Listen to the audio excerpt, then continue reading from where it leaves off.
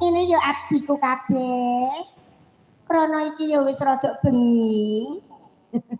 Para esuk. Sampun para esuk, Gusti. Urung, nek yang ngene iki kanggomu urung esuk.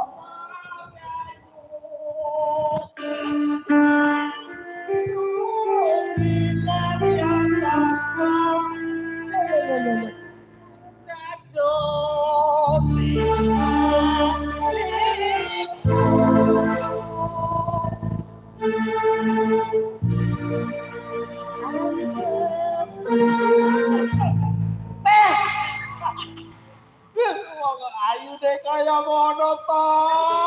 Ya Allah. Sari asih kok ayu. Senadyan nyarungi urusan pondro tresna Gandrung yo gandrung. lah sini ngarep blekok moncor ternyata muncrat Iki mboke lho mantap. aku ki kuwi lho sing tak gandrungi nyapa nggawa mentok ngono Kok mentok tresnaku ora bakal hilang ya Allah. Ya wis karo mboke ae lho nyapa lho. Pak polisi pelanggaran ada pelecehan.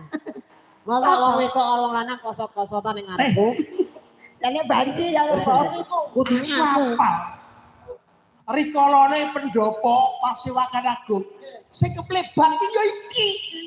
Jebles disulapo kaping pira tetep iki sing jenenge Dewi Sari Asih. Nggih niki.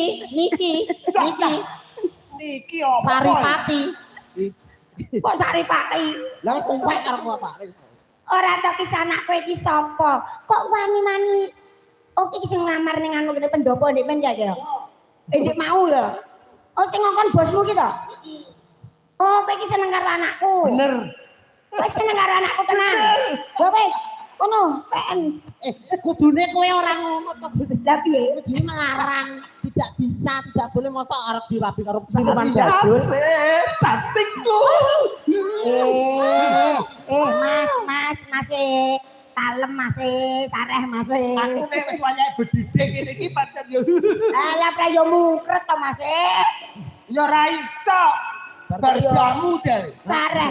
Sliramu ki arep pengen karo putraku ki yo rayunan sing apik ngono. Cantiknya pacarku.